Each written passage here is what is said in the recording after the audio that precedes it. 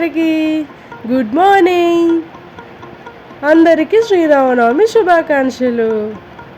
నువ్వు చెప్పు, హాయ్ చెప్పు చూద్దాం. Say hi. జై శ్రీరామ్. సో ఇది శ్రీరామనవమి బ్లాగ్ అన్నమాట. సో మేమైతే మార్నింగ్ లేచి ఫ్రెష్ అప్ అయిపోయాక మా వారు బయటికి వెళ్ళి అయితే మామిడి కొమ్మలు తీసుకొచ్చి ఇల్లు మొత్తం అంటే అన్ని ద్వారాలకి అయితే పెట్టేశారనమాట. నేనైతే పూజకు కావాల్సినవన్నీ రెడీ చేసుకోవాలి, మెయిన్గా ప్రసాదం.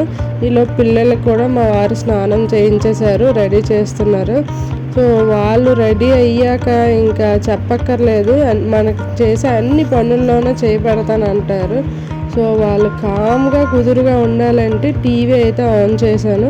నేనైతే ఫస్ట్ ప్రసాదం అయితే చేస్తున్నాను. నేనైతే ఈరోజు కేసరి ప్రసాదం చేస్తున్నాను, అదే గోధుమ నూకతో చేస్తారు కదా. నెక్స్ట్ అయితే పానకం కూడా చెయ్యాలి. శ్రీరామనవమికి కంపల్సరిగా పెట్టాల్సింది ఏమైనా ఉంది అంటే అది పానకం, వడపప్పు, బెల్లం అండ్ సలివిడి అనమాట, వరిపిండితో చేస్తారు కదా. సో మా వారు అయితే ఇక్కడ పానకం రెడీ చేస్తున్నారు. సింపుల్గా దేవుడు మట్టిగా చేస్తున్నాము. బెల్లం, మిరియాలు, యాలకులు ఉంటే పచ్చకర్పూరం కూడా వేసుకోవచ్చు, తులసాకులు కూడా. సో మా దగ్గర పచ్చకర్పూరం, తులసాకులు లేవు. సో పానకం అయితే తయారు చేసేసారు. పానకం రెడీ అయిపోయింది చూడండి. నెక్స్ట్ అయితే ప్రసాదం కూడా రెడీ అయిపోయింది. నెక్స్ట్ పూజ అయితే స్టార్ట్ చేయాలి. మా వారు ఈ లోపు అయితే అన్నీ రెడీ చేసి పెడుతున్నారు. మా వారు రెడీ చేసి పెడుతుంటే మా పిల్లలు ఒక్కొక్కటి తీసుకొని బయట పెడుతున్నారు అనమాట. అలా ఉంటుంది పిల్లలతోనే. నేనైతే ముందుగానే పూజ గదంతా క్లీన్ చేసి పెట్టుకున్నాను.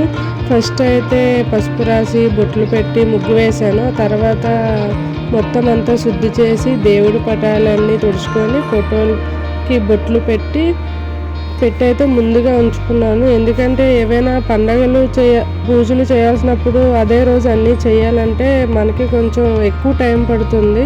సో పూజ లేట్ అవుతుంది. అందుకనే నేనైతే ముందుగానే అన్నీ రెడీ చేసి పెట్టుకున్నాను. సో పూజ గదంతా క్లీన్ చేసి అయితే పెట్టాను. మా వారు అన్నీ రెడీ చేసి పెట్టారు. నేనైతే వచ్చి దీపం అయితే మేమైతే మా ఇంట్లో శ్రీరామనవమి చాలా బాగా చేసుకున్నాం ఫ్రెండ్స్. సో మీరు మీ ఇంట్లో ఎలా జరుపుకున్నారో నాకు కామెంట్ చేయండి. అలానే ఆ శ్రీరాముని ఆశీస్సులు అందరికీ ఉండాలని మనస్ఫూర్తిగా కోరుకుంటున్నాను. సో చిన్నప్పుడు అయితే మా తాతగారే అన్ని పూజలు చేసేవారన్నమాట. ఆయన మార్నింగ్ 5 గంటలకే లేచి బయటికి వెళ్ళి పువ్వులు కోసుకొని తీసుకొచ్చి మా తాతగారు వచ్చేలోపు మా అమ్మమ్మగారు అయితే అన్నీ రెడీ చేసి పెట్టేవారు అనమాట. సో అన్నీ రెడీ చేసి పెట్టాక ఆయన వచ్చి అయితే దీపం పెట్టేవారు. సో చిన్నప్పుడు చాలా బాగుండేది. అండ్ అలానే శ్రీరామనవమి అంటే ఖచ్చితంగా కళ్యాణం జరిగేది. సో గుడికి వెళ్ళి ఆ కళ్యాణం చూసుకొని అక్కడ ఇచ్చిన అక్షింతాలు తల మీద వేసుకొని దేవుడికి మనస్ఫూర్తిగా దండం పెట్టుకొని అయితే వచ్చేవాళ్ళం. సో మేము కూడా ఇంట్లో పూజ అయిపోయాక టెంపుల్కి అయితే వెళ్దాం అనుకుంటున్నాం. కానీ ఇక్కడ కళ్యాణం చేస్తున్నారో లేదో తెలీదు. సో వెళ్ళాక చూడాలన్నమాట.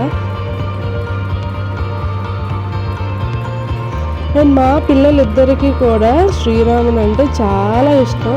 ఎప్పుడు జై శ్రీరామ్ జై శ్రీరామ్ అంటూనే ఉంటారు. ఏ టీవీలో పెట్టమన్నా సరే జై శ్రీరామ్ పాటలే పెట్టమంటారు. అండ్ అలానే మన పిల్లలకి కూడా మనం అంటే దేవుడి యొక్క కథలు, సపోజ్ శ్రీరాముడి కథ, శ్రీకృష్ణుడి కథ ఇలాంటివి చెప్తూ ఉండాలన్నమాట. దాన్ని బట్టి వాళ్ళకి కూడా తెలుస్తూ ఉంటాయి. అండ్ మా పిల్లలకి ఆల్రెడీ చెప్పాను కదా జై శ్రీరామ్ అంటే చాలా ఇష్టం అని, చాలా ఇష్టం ఇద్దరికి కూడా. సో చూడండి ఎంత చక్కగా దండం పెట్టుకుంటున్నారో.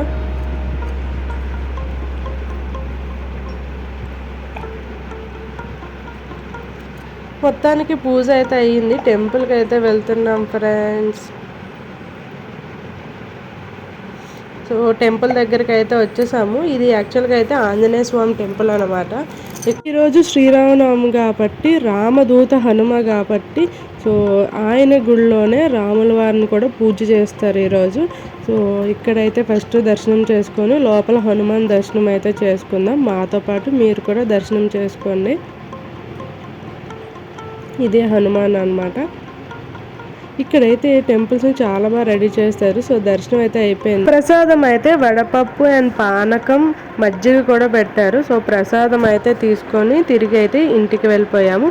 ఇది ఈ రోజటి బ్లాగ్. మీకు గనుక నా వీడియో నచ్చినట్టయితే లైక్ చేయండి, షేర్ చేయండి, సబ్స్క్రైబ్ చేయండి friends. Thank you for watching. Bye.